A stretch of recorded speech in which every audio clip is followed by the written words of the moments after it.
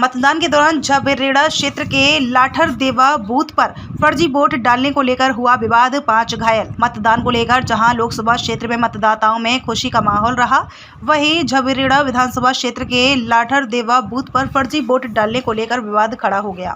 कांग्रेस कार्यकर्ताओं का आरोप है कि भाजपा कार्यकर्ता फर्जी ढंग से महिला की वोट डलवा रहे थे, जिसका विरोध किया गया तो भाजपा कार्यकर्ताओं ने उनके साथ मारपीट कर दी। बाद में यह विवाद और बढ़ गया, जिसमें दोनों पक्षों के 5 लोग घायल हो गए। सूचना पर पूर्व मुख्यमंत्री हरीश रावत भी अस्पताल पहुंचे और कांग्रेसियों के साथ घायल कार्यकर्ता दानिश उर्फ गुड्डू का हाल जाना तथा सीएमएस को उचित व्यवस्था के निर्देश दिए। उन्होंने कहा कि भाजपा शासन में कार्यकर्ताओं का उत्पीड़न किया जा रहा है, लेकिन उनकी सुनवाई नहीं हो रही है। पहले अपना संकल्प पत्र जनता जनार्दन के सामने प्रस्तुत कर दिया था।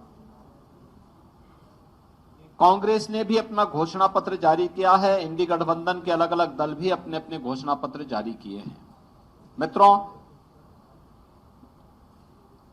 इंडी गठबंधन और खासतौर पर कांग्रेस और उनके सहयोगी दलों के जो घोषणा पत्र हैं, घोषणा पत्र के विभिन्न प्रावधानों के खतरनाक इरादों की तरफ ही ध्यान आकर्षित करने के लिए आज हम सब जनता जनार्दन का ध्यान आकर्षित करना चाहते हैं।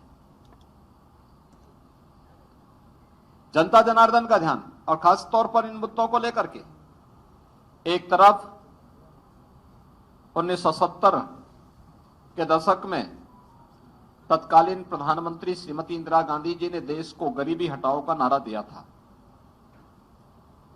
गरीबी नहीं हट पाई क्योंकि इस प्रकार के कार्यक्रम नहीं थे। उनके 19 सूत्री 20 सूत्री कार्यक्रम बनते थे, लेकिन वे फाइलों तक कैद होकर के रह जाते थे। शासन स्तर पर अगर किसी गरीब के लिए योजना का लाभ भी देने की बात होती थी तो वह कमीशन खोरी की भेंट चढ़ जाती थी। योजना का लाभ चेहरा देख करके देने की जो प्रवृत्ति कांग्रेस ने उस समय प्रदान की थी, कमोबेश वही स्थिति हम लोगों को यूपीए सरकार के सामने और विभत्स रूप में देखने को मिला। आज का जो कांग्रेस इंडी गठबंधन से जुड़े हुए सहयोगी दलों के जो घोषणा पत्र जारी हुए हैं, उस घोषणा पत्र को देख करके हम कह सकते हैं, एक तरफ अपनी गरीब कल्याणकारी योजनाओं को लेकर के प्रधानमंत्री मोदी जी ने बिना भेदभाव के देश के अंदर हर तबके के लोगों के कल्याण के लिए, उनके उत्थान के लिए कार्य किया और 10 वर्ष में 25 करोड़ गरीबों को गरीबी रेखा से उभार करके उन्हें खुशहाल जीवन जीने के लिए आगे बढ़ाने में मदद की।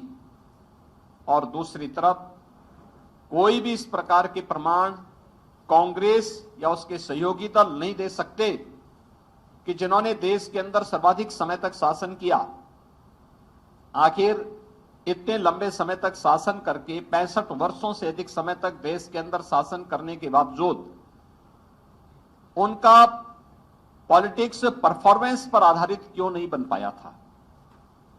क्यों इनकी योजनाएं पिक एंड चूज की थी? चेहरा देख करके योजनाओं का लाभ देने का कार्य क्यों?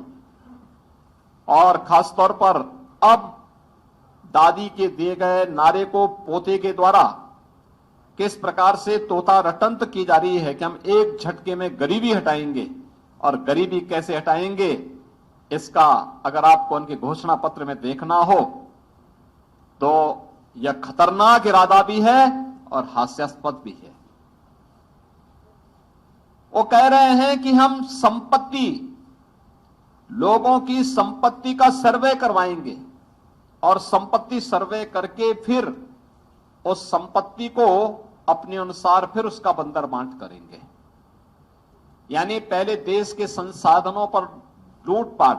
याद करिए, यूपीए सरकार के तत्कालीन प्रधानमंत्री डॉक्टर मनमोहन सिंह जी ने अपने एक अभिभाषण में इस बात का उल्लेख किया था कि देश के संसाधनों पर पहला अधिकार मुसलमानों का है।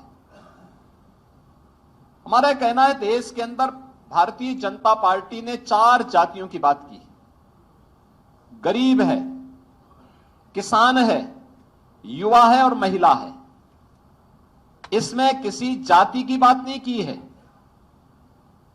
किसी मत और मजहब की बात नहीं की है। जो गरीब है उसको शासन का हिस्सा मिलना चाहिए, युवा है उसकी आजीविका की व्यवस्था होनी चाहिए, महिला है उसके स्वावलंबन के लिए कार्य किए जाने चाहिए, अन्नदाता किसान वह किसी भी जाति मत मजहब वर्ग का है उसको सम्मान मिलना चाहिए। ये भारतीय जनता पार्टी जहां इसकी बात करती है, वहीं कांग्रेस कहां से प्रारंभ कर रही है, वह संपत्ति का सर्वे करवाएगी, संपत्ति का सर्वे करके फिर उसका बंदरबांट करेगी। यानी अपनी पुरानी उस प्रवृत्ति में कहां लेके जा रहे हैं कि पहला अधिकार किसका है, और फिर वहीं से उनकी शुरुआत हो रही है। इसके लिए वह जातीय जनगणना को आधार बना रहे हैं। 65 वर्षों तक शासन किए, एससी, एसटी, ओबीसी और अन्य जातियों को इन्होंने उनका अधिकार नहीं दिया, उससे उन्हें वंचित किया। और याद करिए 2004 से 2014 के बीच के कांग्रेस के शासनकाल को, जब उन्होंने उस समय लक्षित हिंसा विधेयक लाने का कुत्सित प्रयास किया था। बहुसंख्यक समाज की भावनाओं को कुचलने के लिए, उनकी अभिव्यक्ति की स्वतंत्रता को दबाने के लिए एक कुत्सित प्रयास किया था। भारतीय जनता पार्टी के भारी विरोध के कारण वह उस विधेयक को पास नहीं कर पाए थे। भारत के प्रति इनकी मानसिकता क्या है, और इसके बाद इन्होंने अनुसूचित जाति, अनुसूचित जनजाति और पिछड़ी जाति के हकों पर डकैती डाल करके उनके आरक्षण में भी किस प्रकार से घुसपैठ करने का प्रयास किया था। इस साइट है और विपक्षी दलों के लोग केवल एक नकारात्मक वातावरण पैदा करके मीडिया के माध्यम से, अन्य प्रचार माध्यमों के माध्यम से लोगों को गुमराह करने का काम कर रहे हैं। आप देखेंगे कहीं भी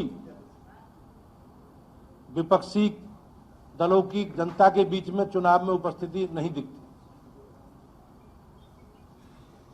भारतीय जनता पार्टी लगातार अलग अलग स्वरूपों में अपने संगठन के साथ हम लगातार जनता के बीच में, और मुझे विश्वास है कि हमारी सरकार ने जो काम किए हैं उन काम के आधार पर हमें उत्तर प्रदेश की महान जनता, जो माननीय प्रधानमंत्री जी का संकल्प है अब की बार 400 पार का, उसमें उत्तर प्रदेश भी अपना योगदान देगा, ऐसा मेरा निवेदन है। मैं आज मीडिया सेंटर के शुभारंभ के अवसर पर अपने माननीय यशस्वी मुख्यमंत्री योगी आदित्यनाथ जी का स्वागत करता हूं, अभिनंदन करता हूं, और लगातार अपने चुनाव के कार्यक्रमों में व्यस्तता के बीच उन्होंने समय निकाला है, क्योंकि उन्हें उत्तर प्रदेश के अलावा देश के सभी राज्यों में जाना है।